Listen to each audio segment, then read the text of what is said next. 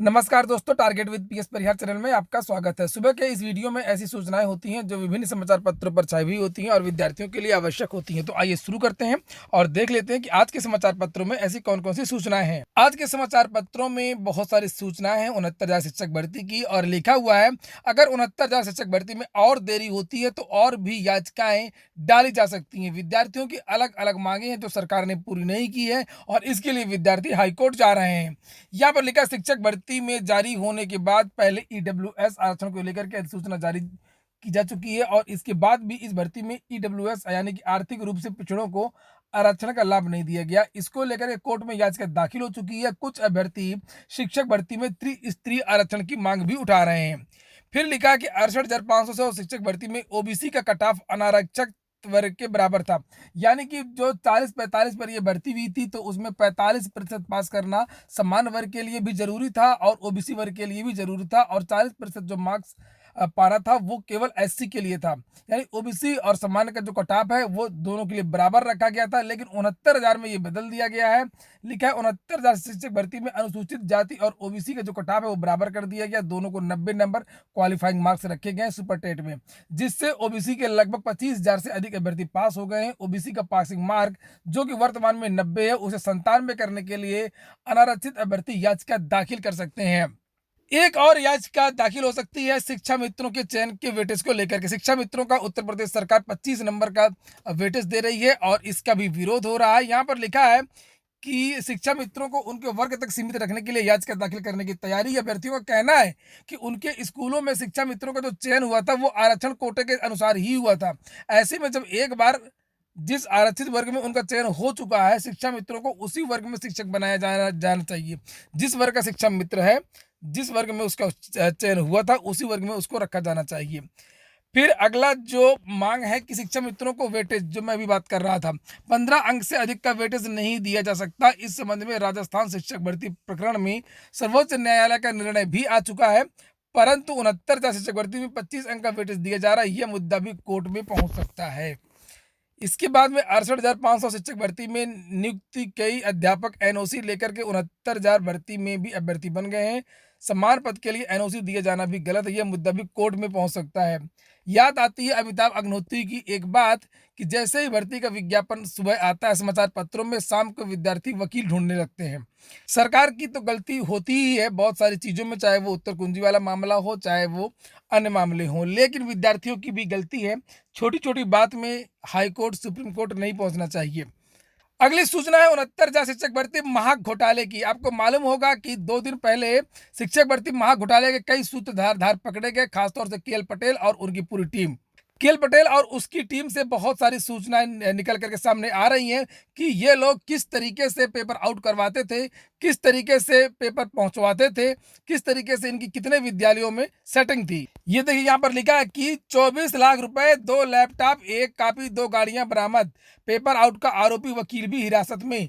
परिषदीय प्राथमिक विद्यालयों में 69,000 शिक्षक भर्ती में फर्जीवाड़ा करने के आरोप में पकड़े गए पूर्व जिला पंचायत सदस्य डॉक्टर कृष्णलाल पटेल से पूछताछ के बाद शुक्रवार को पुलिस ने सोराव समेत कई इलाकों में छापेमारी की। पुलिस ने डॉक्टर पटेल के अधिवक्ता साथी को भी हिरासत में ले लिया है। उस पर पेपर आउट कराने का आरोप लगा है। अब तक पुलिस ने 24 लाख रुपए, 2 लैपटॉप, 30 मोहर, 1 कॉपी, 2 लग्जरी गाड़ियां बरामद की हैं। इस गैंग से जुड़े अन्य की तलाश चल रही है। एसएसपी सत्यार्थ अनिरुद्ध पंकज ने बताया कि प्रतापगढ़ निवासी राहुल सिंह ने सोराव थाने में डॉक्टर केएल पटेल समेत 8 के खिलाफ रिपोर्ट दर्ज कराई थी। आरोप लगाया था कि 69,000 शिक्षक भर्ती में आरोपियों ने परीक्षा पास कराने के लिए 7.5 लाख रुपए कैश लिया था। 1 जून को रिजल्ट आया तो उनका नाम नहीं था और इन लोगों ने एफआईआर करवाई। यहाँ पर लिखा पेपर आउट कराने से साल करने तक का ठेका। एएसपी अशोक वेंकटेश ने पूछताछ के बाद बताया कि डॉक्टर कृष्णलाल पटेल साल भर का काम करता था और उसका साथी अधिवक्ता ललित त्रिपाठी कॉलेज से सेटिंग करके पेपर आउट कराता था। पेपर मिलने के बाद डॉक्टर पटेल उसे सॉल्व करता था। इसके बाद गैंग से जुड़े अन्य सदस्य कॉलेज व अन्य माध्यमों से अभ्यर्थियों तक आंसर की पहुंचाते थे।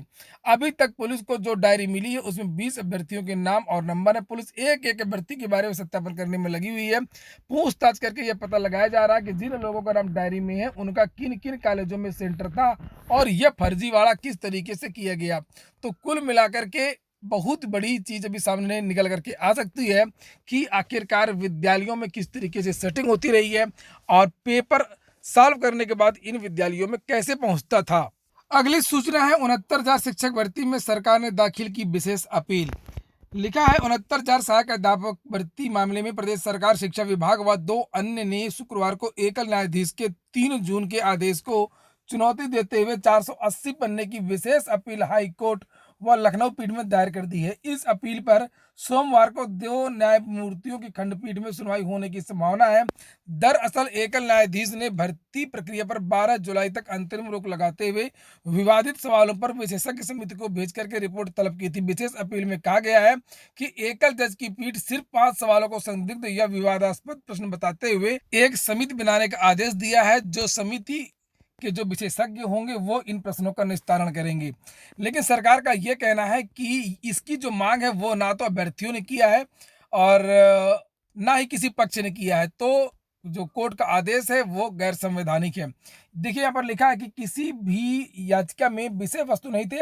एकल न्यायाधीशों ने याचिकाओं में मांगी गई राहत से परे यह निर्देश दिया। मतलब ये कि जो सिंगल बेंच ने जो ऑर्डर दिया है उसकी मांग पक्ष और विपक्ष किसी ने नहीं की थी कि यूजीसी के चेयरमैन या इस तरह की कमेटी उन प्रश्नों का निस्तारण करे। मांग ये थी कि इन विवादित प्रश्नों को हटाया जाए या इन प्रश्नों के कॉमन नंबर दिए जाएं। यहाँ पर लिखा है कि 3 जून का एकल पीठ का प्रश्नगत आदेश कानून की नज़र में ठहरने लायक नहीं है और कई नज़ीरों के हवाले से अपील के आधार पर कहा गया कि सवालों को पुनर्मूल्यांकन के लिए भेजना रिक्तियों को भरने में देरी करेगा, ये व्यापक जनहित में नहीं होगा। इस तरह के कुल 18 आधार अपील में लेते हुए 3 जून के आदेश को रद्द करने की मांग की गई है।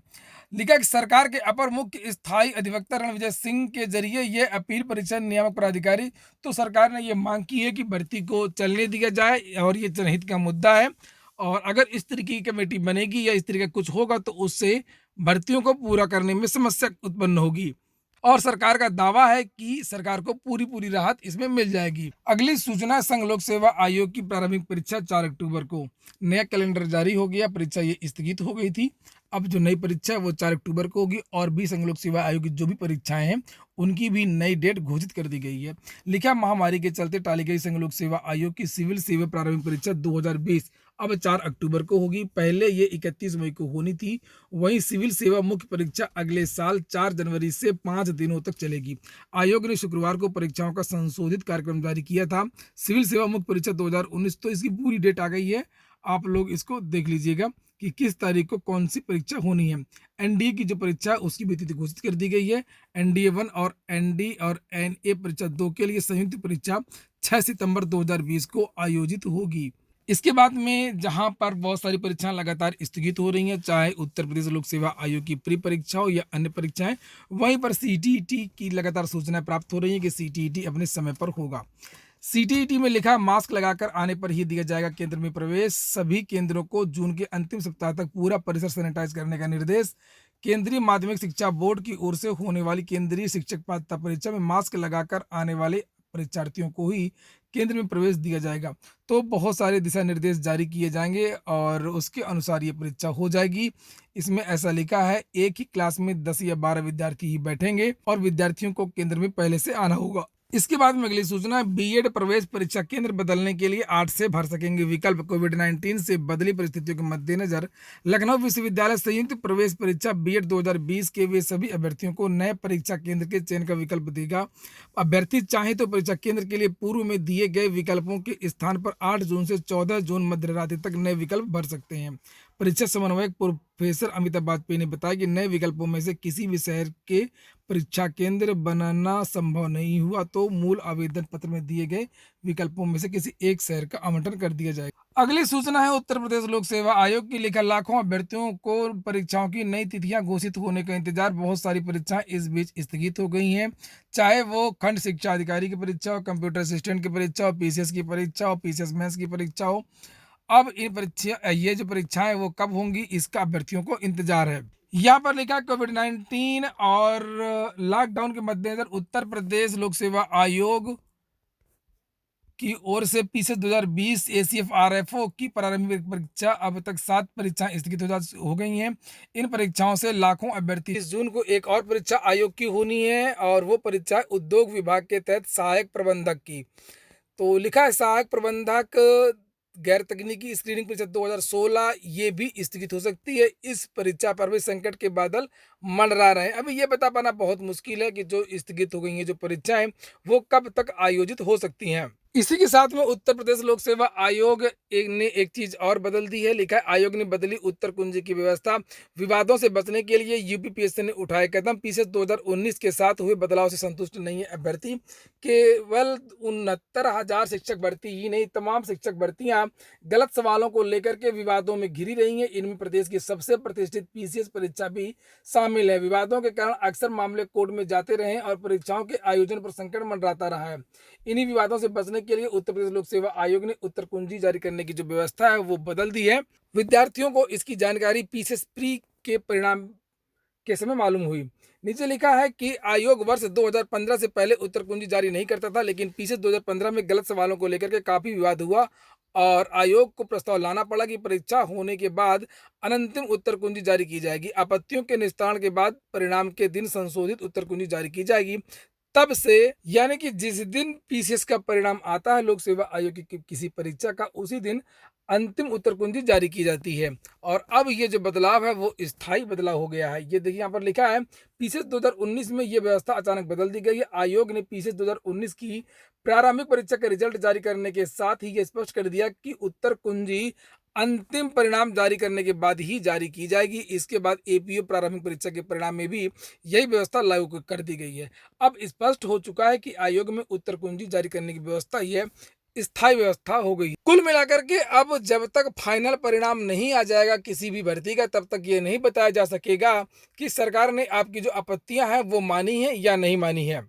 तो ये हो गया आज का वीडियो। अगर आपको अच्छा लगा हो, आपके काम का हो, तो लाइक अवश्य कर दिया करें। बहुत बहुत धन्यवाद।